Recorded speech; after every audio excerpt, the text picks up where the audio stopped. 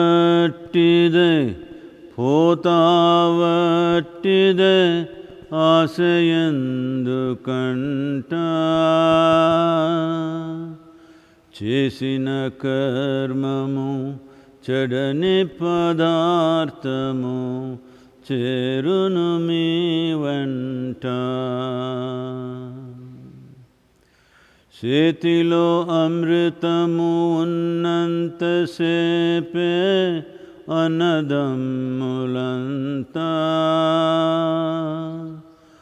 ఆగాధంపై పోయేనాడు ఎవరు రారు వెంట వస్తావట్టిదే పోతావట్టిదే ఆశయందుకంట చేసిన కర్మము చెడని పదార్థము చేరును మీ వెంట పంచభూతముల తోలుబొమ్మతో ప్రపంచమాయనట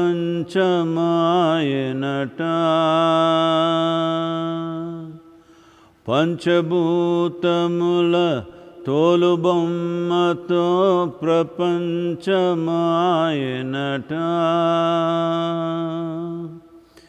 అంతము వరకు కించదాసతో పెంచెను జగమంతా అంతము వరకు కించదాసతో పెంచెను జగమంతా వస్తావట్టిదే పోతావట్టిదే ఆశయందుకంట చేసిన కర్మము చెడని పదార్థము చేరును మీ వెంట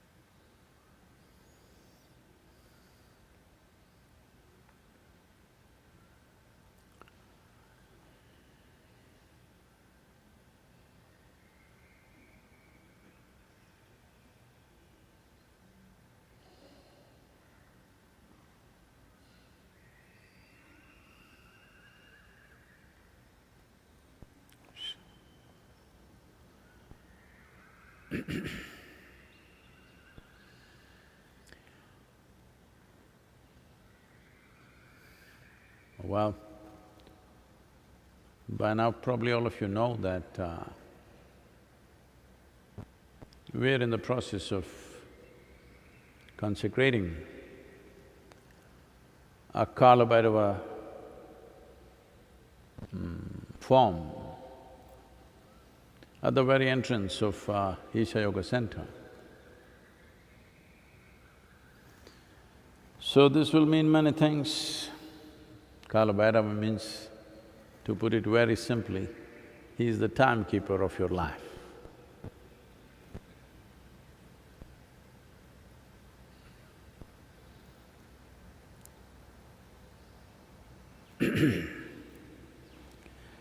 So, timekeeping means, well, these days people are playing all these video games. When the time gets over, it says game over.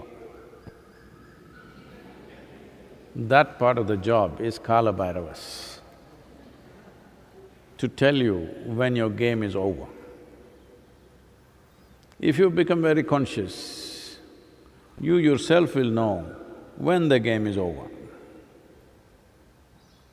But if you're not, he will knock you and tell you. Because something so significant as life, if it is moving towards its end, if you do not know, if somebody gently tells you, you will not know, obviously. Because every cell in the body is speaking the language.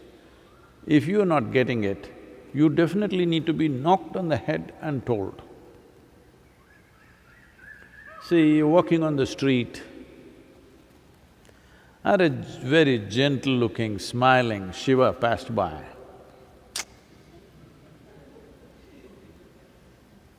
In southern India, more than half the men are named after Shiva. Amen. A very gentle, smiling Shiva passed by, most probably you will ignore him. Suppose he comes costumed really fierce and then you're not going to miss him. So, for this role, he took on a fierce form. As you know, the stories of how he became Sundaramurti during his wedding, otherwise he walked around in so many different ways. So to do this job, he's properly costumed. Well, to do different kinds of jobs, you need a certain kind of costume because others won't get it otherwise. So he comes fierce. So a certain process is on within myself because consecration is something, because I have no access to scriptures or any other thing, I just have to go through it within myself. So a certain process is on. As a part of that, I thought we will do a Kala Bhairava image. This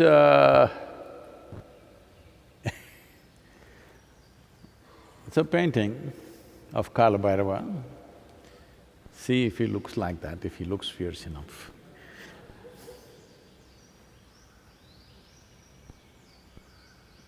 Because somebody said he is looking cute and friendly.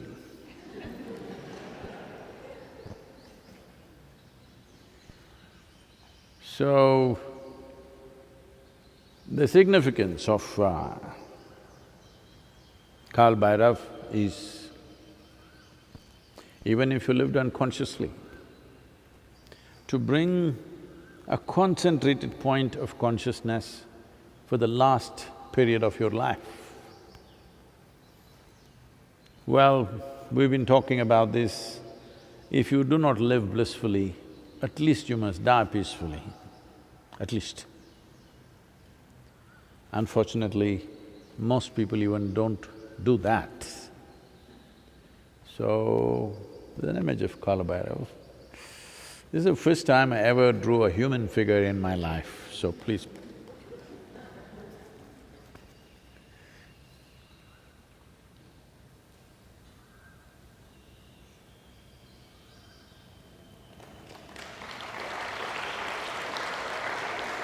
Not right in… Oh. I hope you see the dog.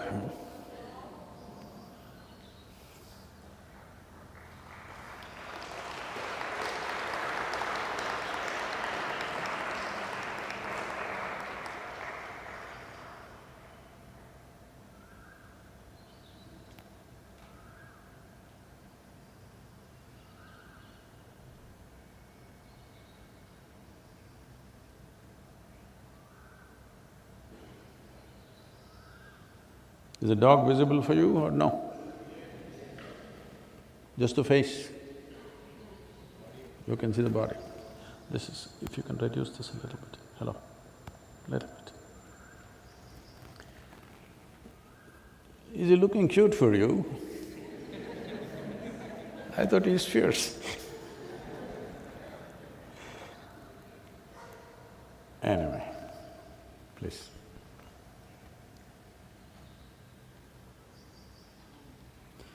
So,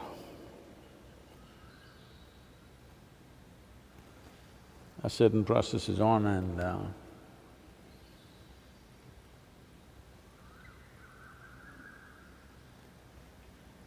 it'll find expression.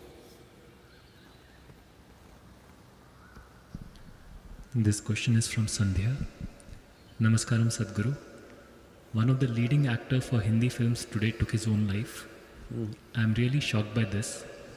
In recent past, Robin Williams and many other extremely successful people have also taken such a drastic step.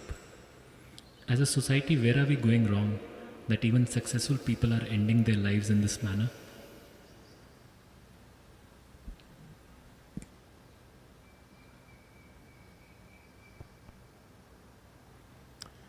Well, every year, 800,000 people are committing suicide. This is many times more than the number of people murdered and those who die in wars, many times more.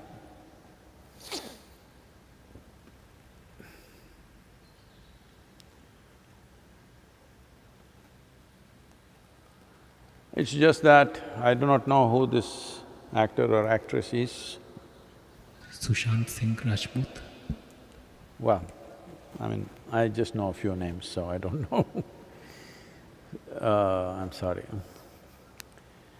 Whoever this is, I don't want to say anything about this person, unfortunate, because we know nothing about his life. But why is this happening? I think I can call it a phenomena, when 800,000 people are dying per year, which means every 40 seconds, approximately every 40 seconds, one person is committing suicide. That's not a small thing. Well, there are many aspects to this. If you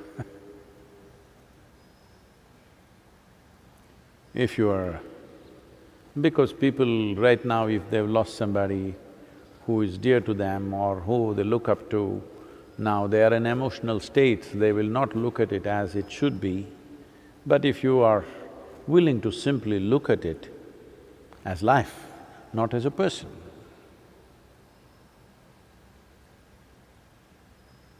one of the most fundamental reasons for collapse of an individual human being, which may end in suicide or may end in a depressed state or may end in some other kind of ailment, that is subject to various aspects, but essentially a collapse. Life did not collapse. Life collapse, that's different. That is Kala Bhairava's work. You want to take his job, you want to go ahead of him and do it yourself. Well, this needs to be treated with compassion, I know that very well. It's not that I have no compassion, it is a sensitive matter. But I want you to look at it simply the way it is, because if you want to grasp what it is, otherwise, when somebody commits suicide or when somebody dies, you get emotional, you think this is the end of the world. After 3 days, you will go back to your normal life and everything will go on and you'll forget about it. And once again, when somebody dies, again the same emotions, same struggles and again go back to the same square one. So it's time that you look at it just as life, not as a person. Especially not as a person that was near to you or dear to you or someone that you loved. Don't look at it that way, just as life. Why does a life do this? There are many, many layers to this. One fundamental aspect is the experience of life is not pleasant. Because right now, the experience of our life has been mortgaged to something else, to success in the world or to money, to wealth, to relationships, just so many things, mortgage to so many things. If the market collapse, people will commit suicide. If a love affair collapse, somebody will commit suicide. If they lose their wealth, they will commit suicide. Because what you call as a human being, unfortunately, is a collage of all these things. My money, my home, my family, my relationships, my job, and my position, my fame, my name, all this collage. Well, this means, a collage means a loosely put together pieces. Anytime it can collapse. If one part of the picture somebody burns it out, it'll collapse. Well, many questions will come up, I know in a brief time, I won't be able to cover all these aspects. There's, I think, we have covered this in the death book to an extent of elaborateness where I will not make enemies with people. Yes, because most of the humanity is not willing to look at life straight in the eye. They want drama. So, to the point that it is possible to present in the public space, we've gone that place and a little more with that book about suicide and all these aspects. To put it very simply, there is life. Life means not things that happen in your life. Life is not a drama that's happening around you. Life is a fundamental thing that's happening within you. This life runs on the basis of certain principles and laws of its own. And now, there is a world around you, a society. It runs on its own crazy principles, which is fluid and changing all the time. Today, if you do one thing, people will clap their hands for the same thing. 100 years later, they will pull you down. Well, right now, there is a movement going on. All these races, at one time, they were celebrated, they were great leaders. They were great leaders. People thought, this is not one or two people, I want you to understand. Today, it is being made out like this, one person was a racist. One person was not a racist, the entire society was. One person killed more, captured more, enslaved more, so he was a hero, that's why we put up his statue. In the given society, he was a great hero.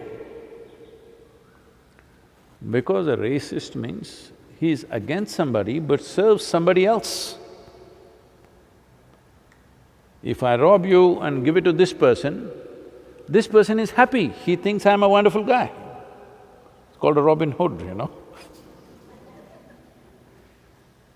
So, when people went and stole wealth from other nations, people at home clapped their hands and said, this is wonderful. That was not enough, stealing their wealth. We stole people and brought them. People said, this is great, these guys will work for free. People said, it's great, please understand, it's not that one guy, not that one slave trader, it is the entire society which enjoyed the fruits of slavery, no question about it. We can't escape that. So similarly, in a society, in any given society, this is not a commentary about any particular person or a particular society. In every society, there is something like this. Some are absolutely unbearable levels, others are manageable levels, but in every society, there is something like this. This happened to me very young.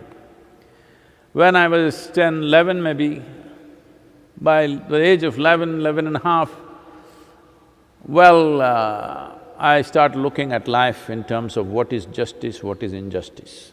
I found my father very unjust. I found my mother very unjust. I found my sisters and my brother very unjust. I found the political system very unjust, I found the social situation very unjust, I saw the global situation very unjust.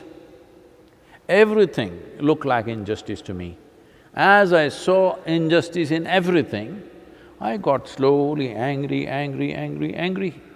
No wonder, today happens to be Che's birthday. Oh, I got there without even knowing about it. So, Che Guevara became a big inspiration. I want to join armed struggle because all the unjust people I want to kill. All those people who are spreading injustice in the world, you want to kill. This is what Subramanya or Kartikeya did. He went on slaughtering thousands of people. Wherever he saw injustice, slaughter. Then he realized, if you go by this mode, you will have to slaughter the entire world. Because in everything there is some injustice. Even within the ashram, lot of people complaining, how much injustice is there in this damn place? Yes, I get all kinds of commentaries.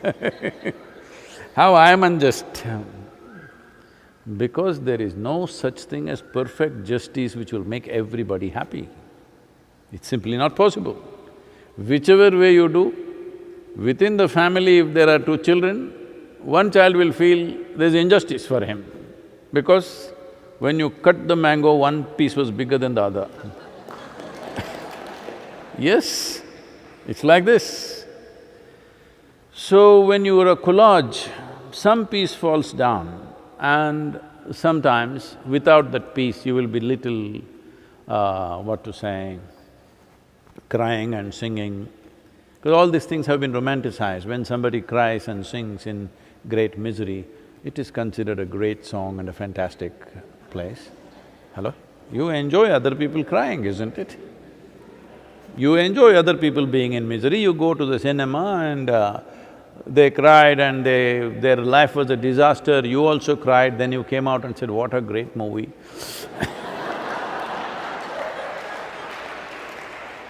No, I'm not commenting about the art form, but I'm saying, you enjoy other people's misery as long as it doesn't touch you. If the same things happen to you, you cry, but now tears really have bitterness. Now tears have acid, it burns into you. Otherwise, it's all a kind of nice thing. So why I'm saying this to you is, Sadhguru, when somebody, a young man has committed suicide, do you have to be so brutal? That's why I told you, I'm not talking about this person or any one person. Look at life as it is. Life is happening to a certain principle and a certain law of its own. Now you have created a society which is a collage of many things, nobody knows what the hell it is about. Now you take this entire society and imprint it on your mind. So you have a mind which is just like the society, but not even exact reflection of the society, your own distortions of the society. See, you can't live without the society. But in the society, there are so many points of misery for you. When it works against you, you're miserable. When it works for you, you enjoy it. This is going on. So you have a mind, thought and emotional structure, and you have a life. These are like, in Isha Yoga Center, all the carts we put only one bull. This is very new in Tamil Nadu, if you don't know this. Only in Karnataka there are one bull carts. In Tamil Nadu, there are no one bull carts, always two bulls. Even a small cart, two bulls. There's some cultural belief or understanding about that. So I insisted it must be one bull. Our people said, no Sadhguru, one bull will not be able to pull. I said, it's okay, put ball bearings, do whatever you have to do, make it easy, but it must be one bull. Now, the life that you are and the mind that you are like two bulls on a cart. You must be a skillful driver to keep the two bulls in one direction. If one goes this way, one goes that way, your cart will crash. It may not go totally away, they're little pulling this way, then you're little depressed, you're struggling, you're miserable. But if it really goes in two different directions, you will crash. Not everybody will crash. Unfortunately, 800,000 people per year, I don't know, they're saying over 200,000 people are between 20 to 29 years of age. Prime of their life, they're taking it out. So what is their struggle? Somebody may have a incurable disease, so very painful, so he wants to end it. We will pardon him. Somebody else in a financial mess, we don't pardon him. Somebody else failed love affair, we cannot pardon him. Somebody else failed an exam, cannot pardon him at all. Like this, there are many reasons. This is not to make jokes out of them, it is just this, that all that's happening within you is, you have a mental image of what is life and you have a life. When your image doesn't match the life that you are, this life that you are is not different from the life that I am. It is not different from the life that anybody is. But your mind has become like this, it doesn't reflect life, it doesn't serve life. It thinks it's a life by itself. You start believing that your thought process and emotion is a life by itself. Your social situations are a life by itself.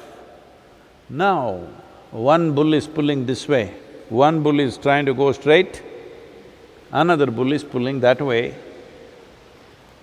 We don't know how strong the ropes are, how long it'll hold.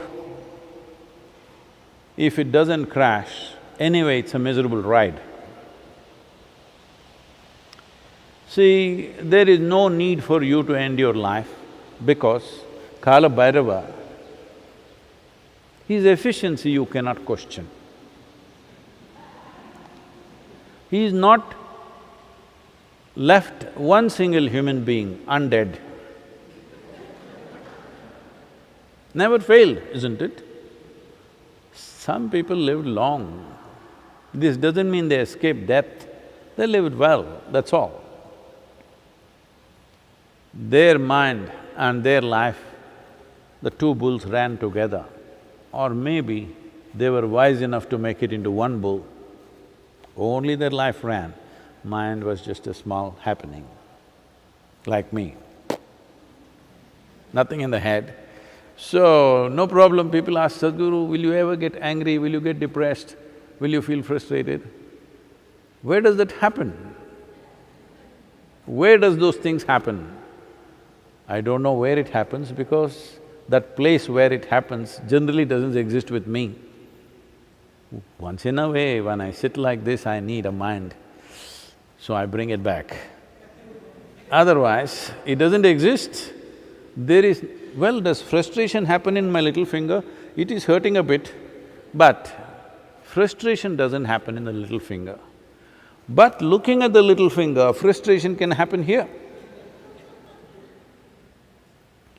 Frustration cannot happen in the little finger, frustration cannot happen in your toes, frustration cannot happen in your knees. Frustration happens only in one place. That place, to get rid of that place, it takes lots of work.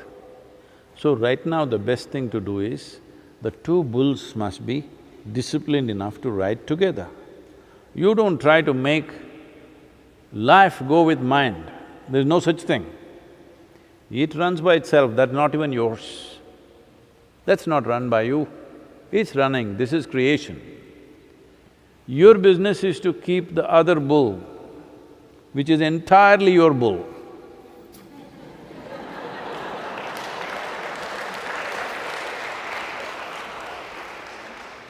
You're getting it, huh? This is entirely your bull, made up by you. The bull that you have made up should run with this bull. Your bull should just be a shadow of this bull. Your bull, the shadow has stood up and doing its own nonsense. Obviously, there'll be trouble. So this a whole lot of reactions will come for this because this is going live But I'm telling you, this is all it is. There is life and it's a fortune that with evolutionary process we have such a complex mental or cerebral activity. You just did not learn how to ride that bull. That's all. You can call it misery, you can call it frustration, you can call it depression. You know, the depression clubs have been at me for last 2-3 years because I said something like this. Once again I'm saying,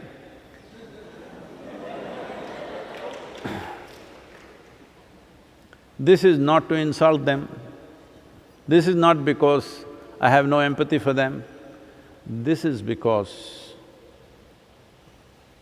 there is a way beyond that. When there is a way beyond that, if you do not explore that, it's most unfortunate. Well, no, Sadhguru, isn't it natural for life to be up and down and up and down, you know? People immediately weave philosophies around their misery. No, it is natural. Last 2 days I was happy, now last 1 week I've been miserable. It is natural. After all, we were very happy when we got married, last 15 years we've been miserable. It's okay. I'm saying people are weaving philosophies around their misery. There is no need to weave a philosophy around your misery or your joy or your love, because these are all things that you generate in your thought and your emotion. There is no need for a philosophy. There is simply no need for any kind of philosophy, explanation or religion or God loves you or you love him, none of these things are needed if you had your bull in total control. That's all it takes. The mental bull is running away. If it was in your control, you would make this bull serve the cause. If you have 2 bulls on your cart, the purpose of both the bulls must be same. The moment 2 bulls have different intentions, then… See, I want you to understand this. This life, the life that you are, this is not thinking of becoming rich. This is not thinking of becoming famous. This is not thinking of this and that, acquiring this or that. Well, it needs body to be nourished well, that's all. That's a fundamental need. If the platform of body is well nourished, it'll stay. If it is not, it'll go. But even that it does not ask. That is something that we decide that this must go on. But the life just wants to happen in an effervescent and exuberant way, as effervescently as possible, as exuberantly as possible. Now, you must see, probably you have not seen, these days there are not too many because everything has become tractor, truck and all this, otherwise, in these mud tracks, there are mud tracks which, which have cut deep into the thing like 10, 20 feet below the normal earth, it's cut and it's all like that. You will see a bullock cart driver, how he will struggle to keep the 2 bulls together. Because once the land is not flat, the bulls get little confused. One wants to go like this, one wants to go like that. One is walking to its comfort, another is trying to find its own comfort because the land is like that. And too much load on one bull, so it is trying to push it on the other one. Now he struggles to control. How skillfully he will decide, how successfully he will come out of that mess. Well, usually there will be one or two very skillful drivers. When difficult situations come, they will put their cart that side, walk back and put one cart, the same driver, because they clearly know all of them are not equally competent to handle the two bulls in difficult terrain. On flat terrain, everybody rides. On flat terrain, even if it's pulling and pushing, you don't notice because it's going straight. So this is the reason why the purpose and the activity aimed towards self-transformation is the most important activity in a human being's life. Why forever in this culture, spiritual process has been held as the most important and the highest dimension in life is simply because one aspect of it is reality, another aspect is psychological reality. Even to make out the distinction between the two, it needs some work.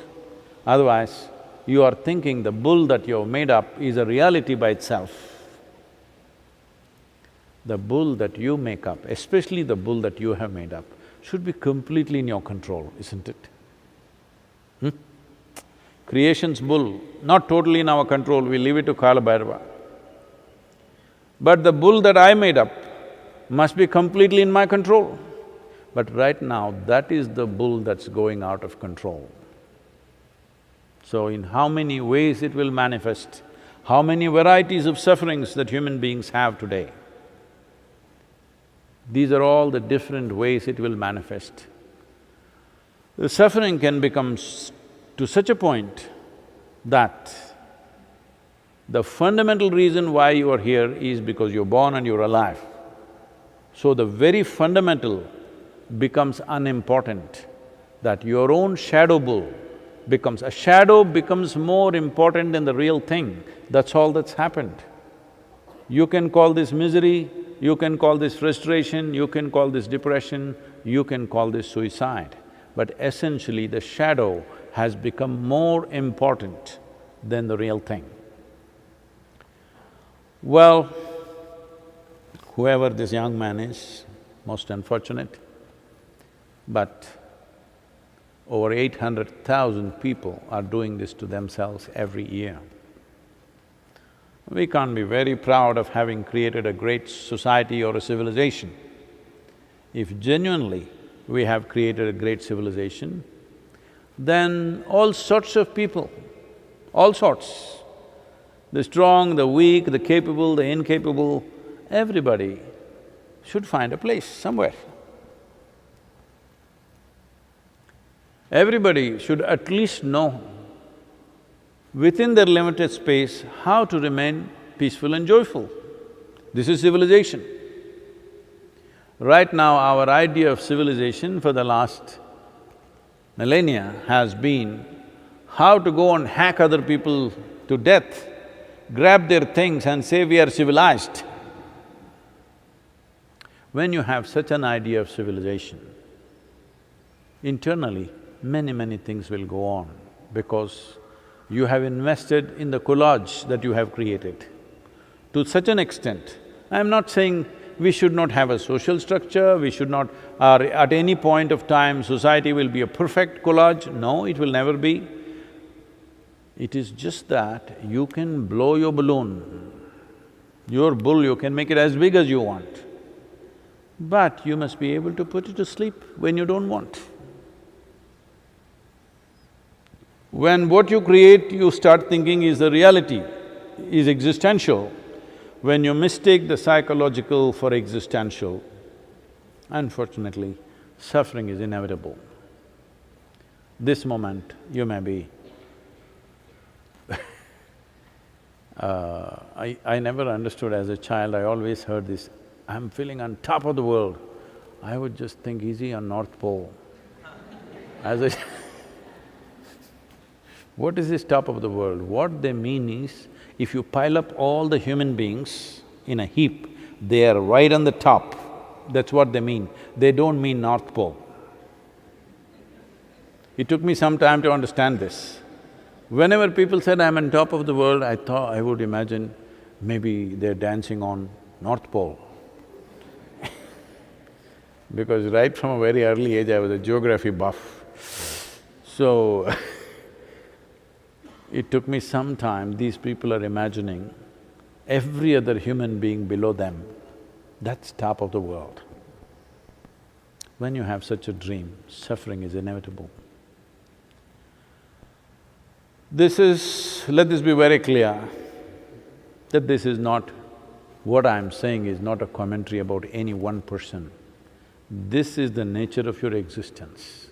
If you come to terms with it, you will know how to manage this, not just manage this, how to make this into a phenomenal possibility. Or every day struggling with the two bulls, screaming, yelling, you should see the bullock cart drivers, how they abuse the bulls because they're going in different directions. Bad words and filth, everything they will abuse the bulls.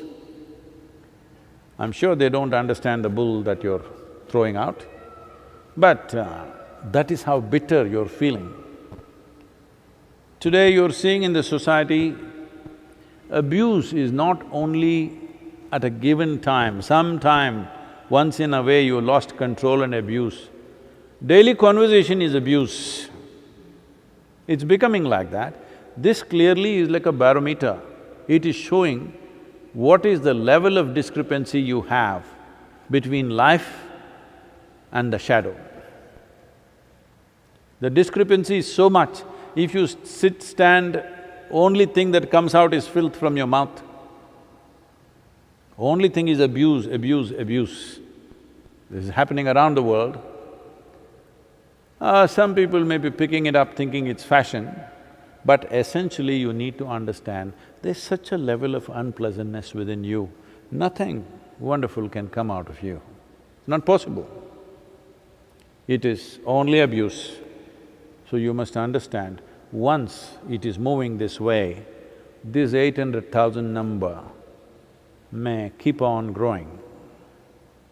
A whole lot of people will start thinking it's not worth living because they have not touched life itself. They're lost in their own bull. Their psychological reality has completely overpowered the life process, the existential process that we call as life. Life is not your doing. You didn't create this. This is a phenomena. If you were part of this phenomena, like the galaxies are, like the wind is, like the water is, without cerebral activity of their own, without individual experience, you would also be fine, floating in the wind. Existence gave you an individual experience, though you're bloody nothing. In this cosmos, you're really nothing. To this nothing, a speck, it gave you an individual experience. You can sit here and experience yourself as a separate entity. In this, there is no word. There is no word for how magnificent and how elaborate a creation it is. In this cosmic space, you are not even a speck of dust, microscopic, not even that. For this kind of a speck, there is an individual experience. And right now, because you have taken this individual experience too seriously and abusing it too much, your miseries, your frustrations, your depressions, unfortunately, suicide is one consequence. But many other people are living far more miserable than the people who actually committed suicide. But they continue to live because one bull is very strong, it's not giving up. Yes? For some reason, life energies are too strong, they won't give up. These 800,000 people are people who are successful. For 800,000 people, I'm quite sure there are at least 3 times or 4 times or 5 times, I don't know the exact number, who attempted suicide. Not successful cases are there, any number. So, that is because life was strong and it didn't give up. Though mind wanted to go there, life was strong. Your thought and emotion wants to go there, but life was strong and held on. Well, when life should end, life will decide. But whatever reasons they committed suicide, once a life is gone, either by ailment or accident, natural death, suicide, it doesn't matter how.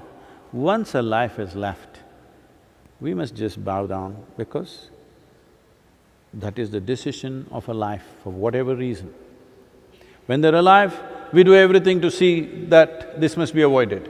Once it has left, you must just bow down because that's existence about which you have no power.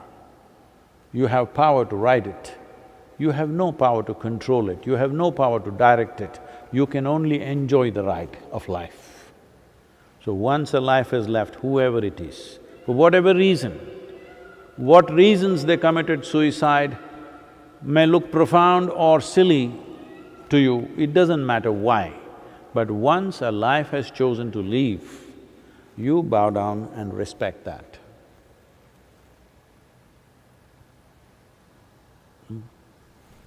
Oh. Next question is from Spurti. Namaskaram Sadhguru. You have said once you empty yourself, then Devi has no choice but to be with you. And if Devi is with you, I also do not have a choice. How do I empty myself and imbibe Devi's grace? Will Devi Yantra help me empty myself? Can I do some sadhana for this?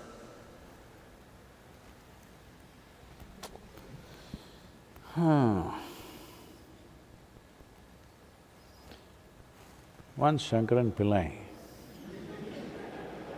went house hunting, he needed accommodation. After much search, he didn't find any. Then somebody said, there's one nice house there, it's empty, but people say it's Bhoot Bangla. That means it's a haunted house. But Shankaran Pillai was so desperate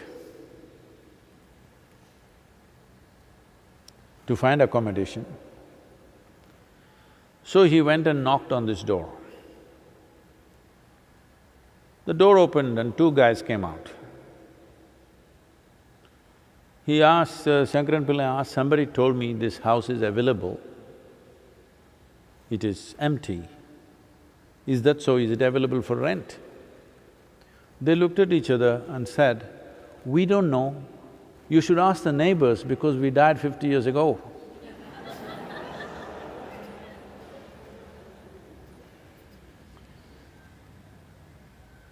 So, this presence and absence is a very mistaken thing by a lot of people.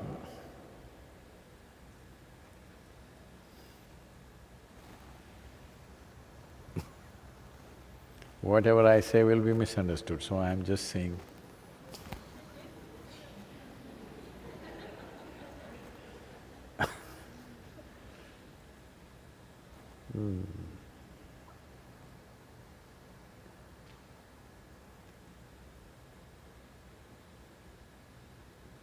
Because I can't give… I know this is a serious question, I can't give a wacky answer.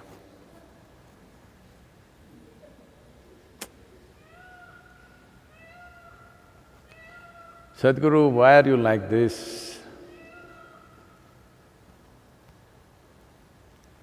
Generally, when we see… if somebody is asking me this question, when we see you with people, you're wonderful, you're compassionate. The moment you come and sit here, you become so brutal, cutting everything into pieces.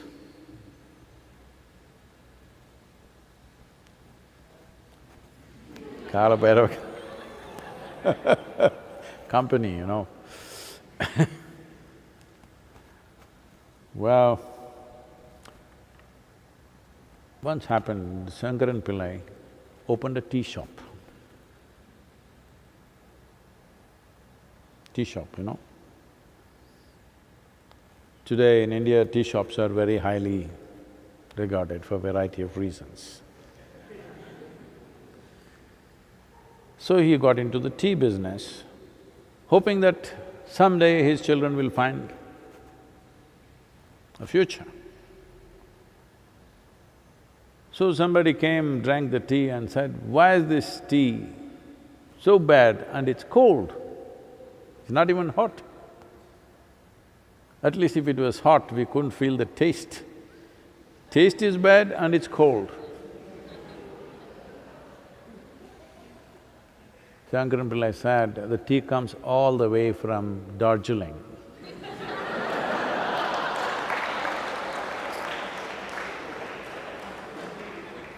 It's a cold place, what can I do, huh?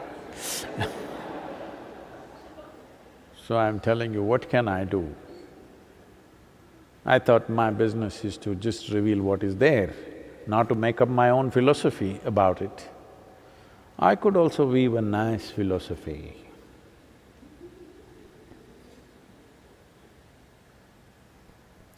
See, Kala Bhairav, Shiva could have made himself into a very nice gentleman, like an angel looking at you when you're dying. Come. Why? Because only if you fear the death you will live. Yes. If everybody genuinely believed that when you die, angels are welcoming you, there is a party on the other side, and in heaven all the fantastic things, it would be very hard to keep people alive.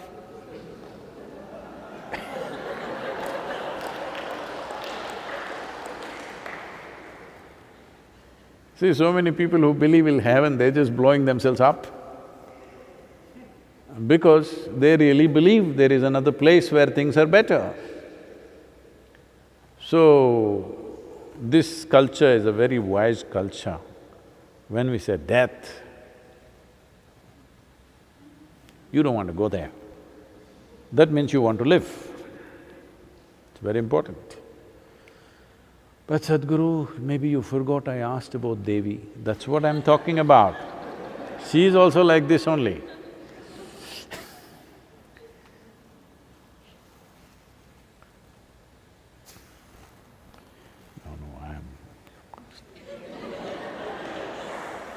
I was about to say something which is a little insensitive.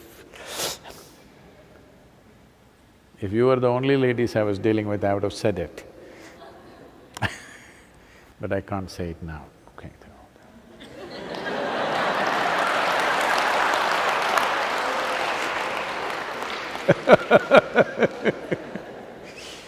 So, what is Devi?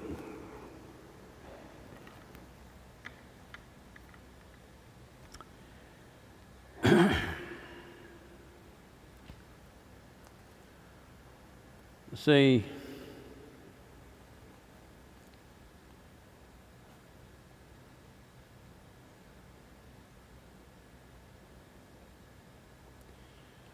what is feminine?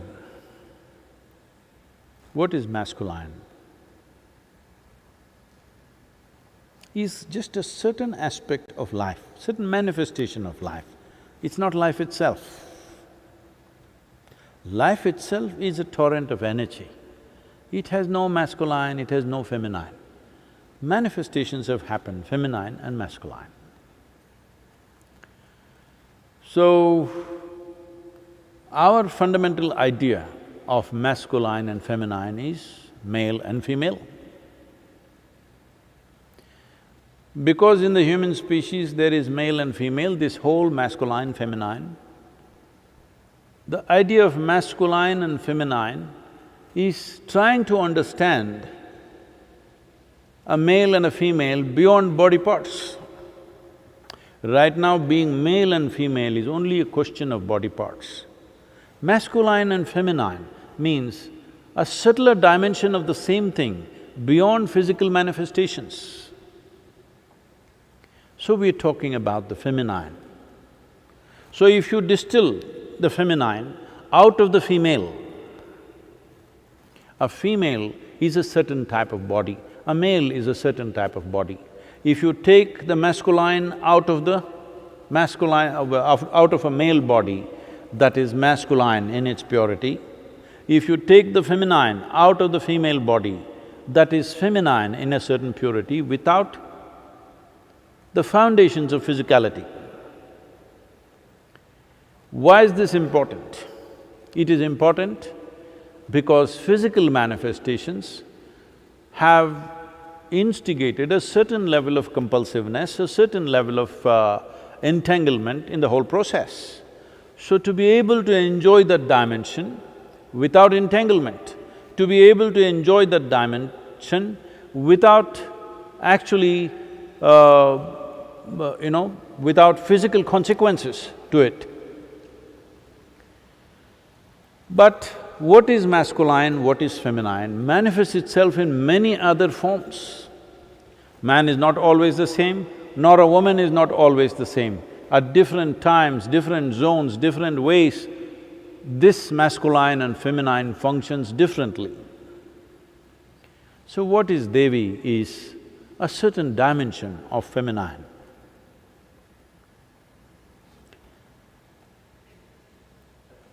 I don't know where this story… what is the origin of this story, because there is no enough… there is no enough ecosystem to come up with a story like that in that culture.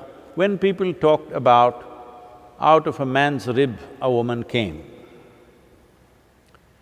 well, this is not to be looked at in terms of in terms of male domination and insignificance of female existence. That is a social thing, leaving that. This always intrigued me, but I don't see any other ecosystem supporting that, because pulling out the feminine out of one's body and manifesting it has been very much a part of this culture. Always the Devi temples had a more vibrant and powerful, hitting in the face kind of energy compared to Shiva temples, which are more subtle and balanced, simply because it is largely, if it is even done with use of sounds or mantras and rituals and processes, still it is of a certain kind. But essentially it is something that you pull out of your system and put it there in a certain way. So when we manifested the Bhairavi, we chose Bhairavi little so that people don't fall in love with her. If she was… they would fall in love with her. So I made her like this, but in spite of that, people are falling in love with her.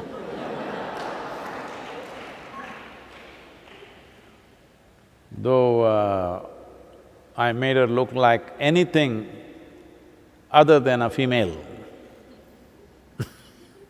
Nowhere related to a female form in any sense, but still feel people are immensely falling in love with her because the sheer energy. If you close your eyes and sit, she is a fantastic woman. Fantastic woman does not mean nice. You must know this. Not always nice, but fantastic. So you must always know this, fantastic is not always nice. It's just when life is happening in a torrent, it's fantastic. Is it always nice? No, you may get washed away. If you have ever seen a flash flood, I just escaped one by a few seconds once, otherwise I would have been washed away in that flash flood. Wow, when it flew, when it came, its force, its fury, the kind of energy it carried, it just lasted only maybe 6 to 8 minutes. But that image will never ever go away from your mind because the power of it is such, it's fantastic. A tsunami is fantastic, but it's not nice. A volcano is fantastic, but not nice. Not nice to you, unless you're far away. So, I said, she is fantastic. I didn't say she is nice. If you are the kind who enjoys the fantastic, because that's where life is. That's where life is. You become nice because you've been tamed. Does it mean to say you have to be ugly in your behavior? No. Fantastic has a beauty which nobody can ignore. Nice is only a convenience for you. For your present temperament, it's a convenience. But if everything around you was nice, you will want to leave that damn place and go, because you can't stand it. Nice will kill you. Fantastic keeps you alive because it is the nature of life. The very life is like this, it's fantastic, it's not necessarily nice. If you are riding it, if you are riding the tsunami wave, fantastic. If you are beneath it, not nice at all. So she is of a certain kind. She's my kind of a woman. Powerful, crazy, deeply compassionate. But neither you can entangle her, nor will she entangle you. That was very important for me. That is why she's made the way she's made. She is not in any way entangling, just powerful, fantastic. So, for you to feel the presence, what is that? You want to do? You want to do the process, is that what? How do I empty myself and invite Devi's grace? Okay. Can I do some sadhana for this? No, when you meet such a woman, she will empty you.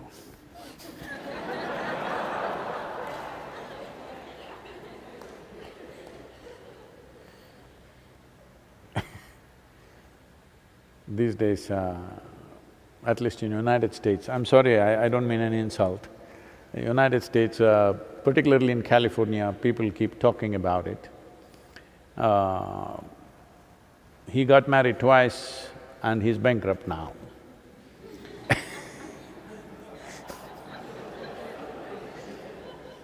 So, she got married thrice and she's a millionaire now.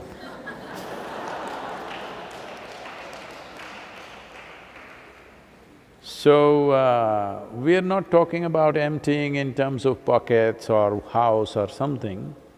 She will empty you. So how do you connect with her? You don't have to try to empty yourself. If you just connect with her, we created her because you did not connect with me. If you connect with me, I would have done the job myself. But you didn't, so one more entity for you. If you connect with her, she will empty you. You don't worry about how to empty myself. But you must connect. What is connecting? Whenever you're little shitty, I mean fearful,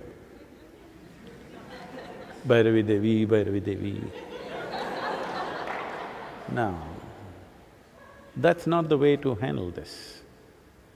This is… if you really want to be with that, you must make it a part of your breath, on and on and on and on. Not necessarily by saying the mantra, simply because I think this is coming from people who have the yantras at home. Well, she's exuding a certain level of energy. Well, there are fools who've taken the yantra and they think their neighbor's yantra is better than theirs.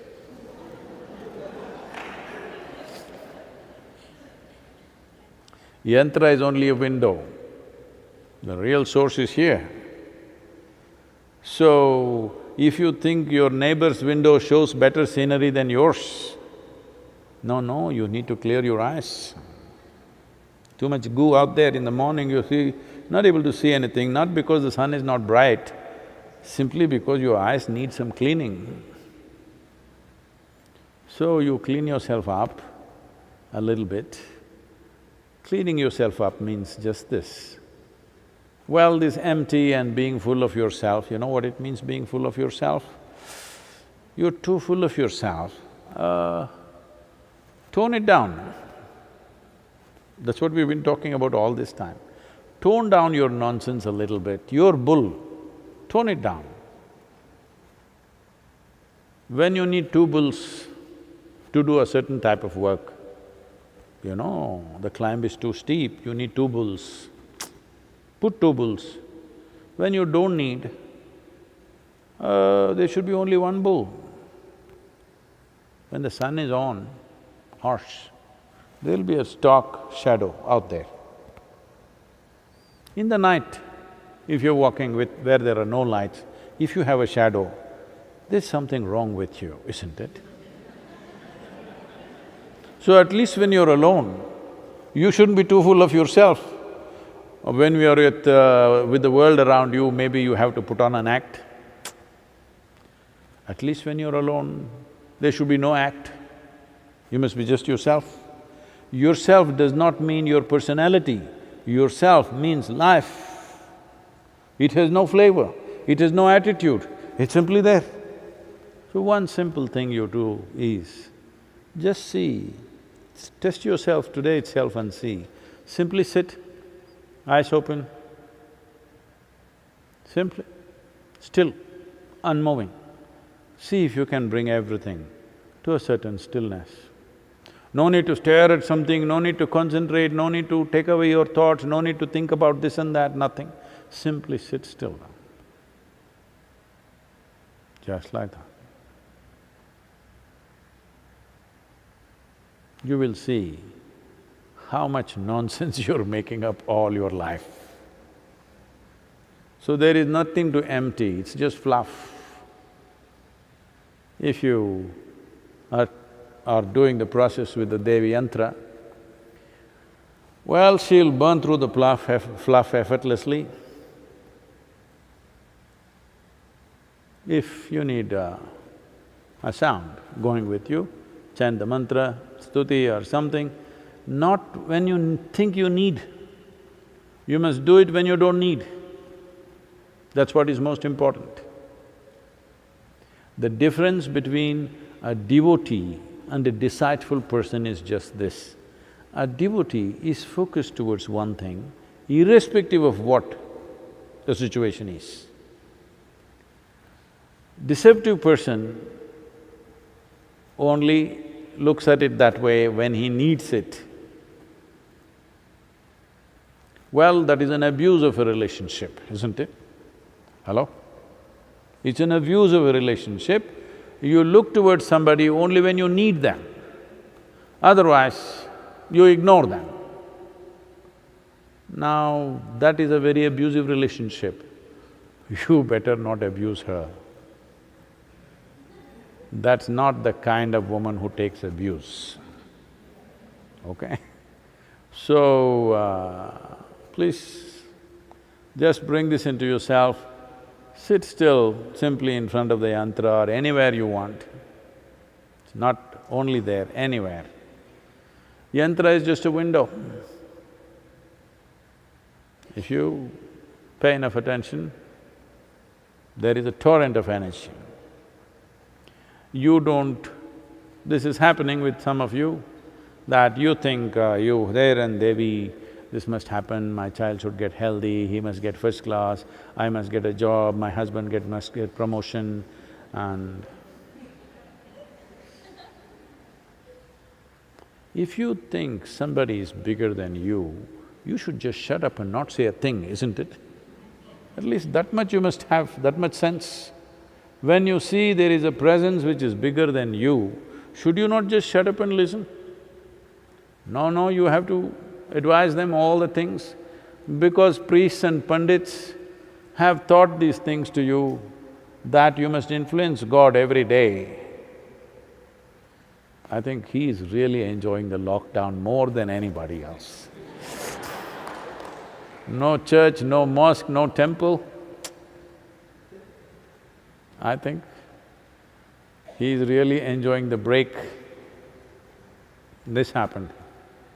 A priest was working in a local village.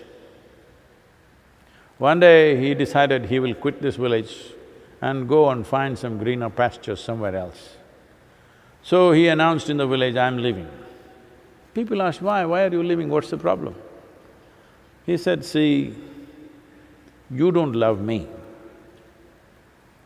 because you're not even taking care of my upkeep. I'm neglected, I don't have enough to live. You don't love each other because none of you have gotten married in the last 2 years. So no weddings to conduct, where is the money?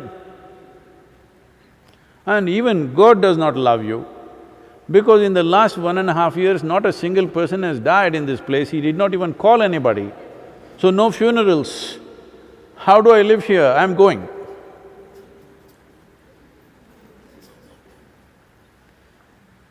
So, little love in your heart, rest will happen. You don't say, "I love, how do I empty my heart?" There's no such thing. How do I empty my heart and make space for you? No such thing. If you have enough love in your heart, love means just this, that we tweaked up life process, little more intense, that's all.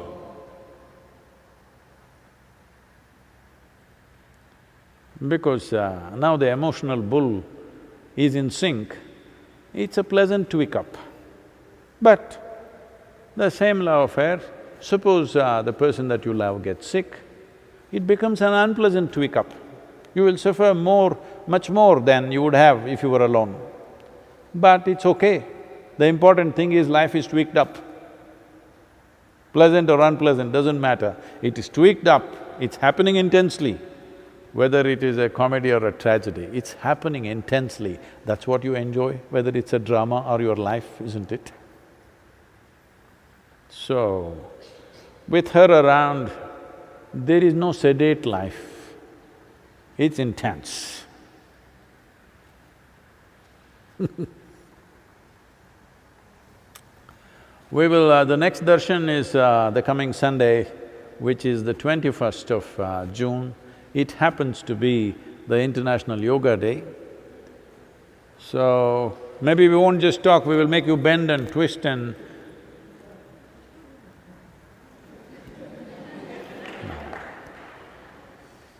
So, it's International Yoga Day and this year with social distancing, it is not as much as it would be otherwise, but we must keep this on. We are doing many things in different countries and with the foreign missions of… Indian foreign missions in various countries are doing something with us. Above all, it's important to remind the world, one reason why we fear this virus so much is there is not enough yoga in the world. If it was there, one thing, our systems would be much better equipped, that's one thing. Another thing is, if they say social distance for 14 days, it wouldn't be any problem. If everybody was into some form of yoga, 14 days social distancing, if somebody had announced in the world, everybody kept the distance, virus would be gone in one fortnight. So, because there is not enough yoga, virus is having a field day.